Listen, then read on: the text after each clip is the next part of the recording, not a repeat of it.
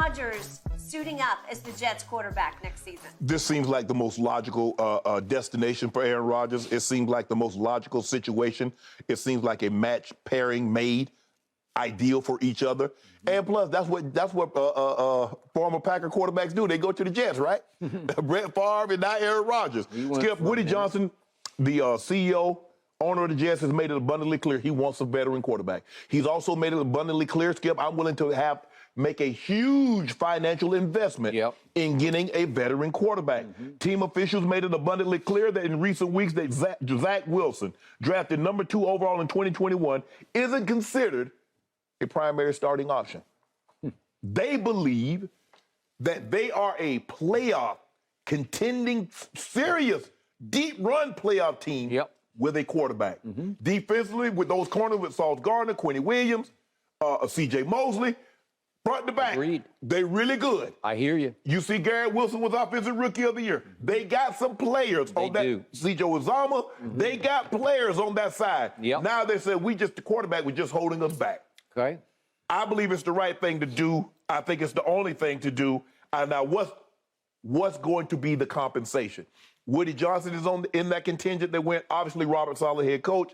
Nathaniel Hackett, who he's very familiar with, who's going to be the offensive coordinator. Joe Douglas, the general manager.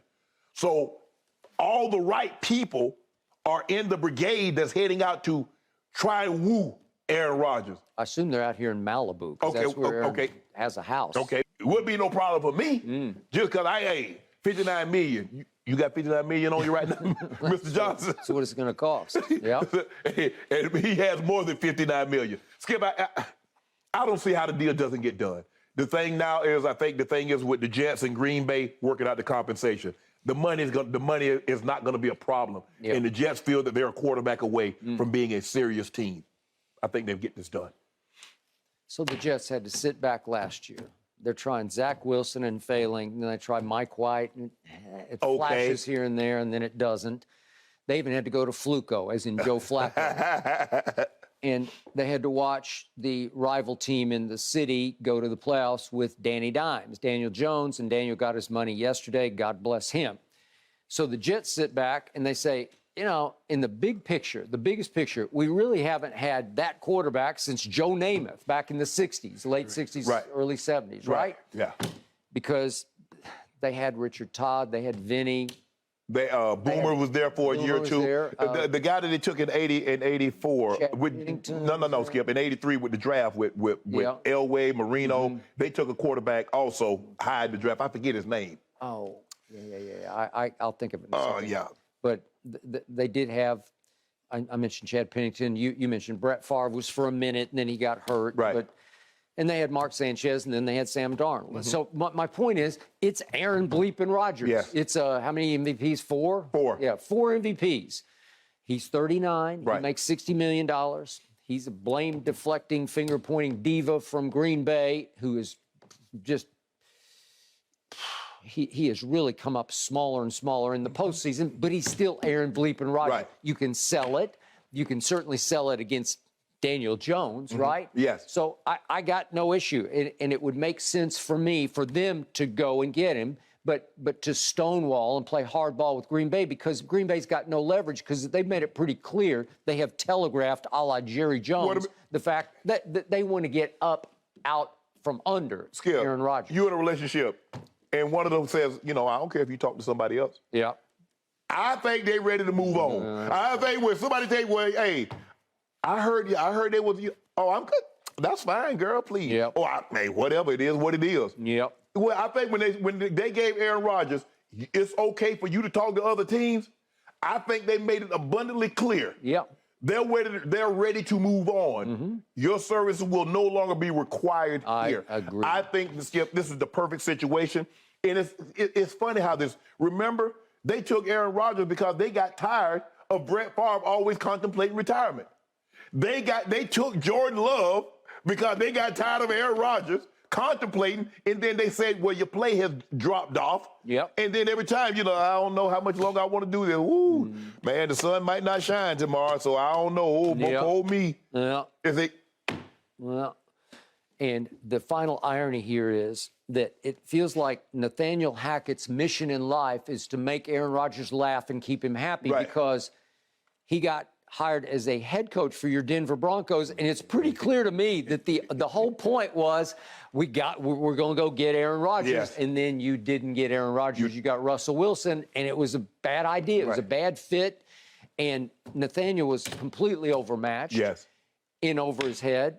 He's a good guy, son of my close friend Paul Hackett, but still, the Jets telegraphed that they went and hired him as their whatever it is, offensive coordinator, I guess, quarterback coach, whatever he's supposed to be. But he's the Aaron Rodgers connection. Yes. Okay, so he's part of this contingent to go sell Aaron.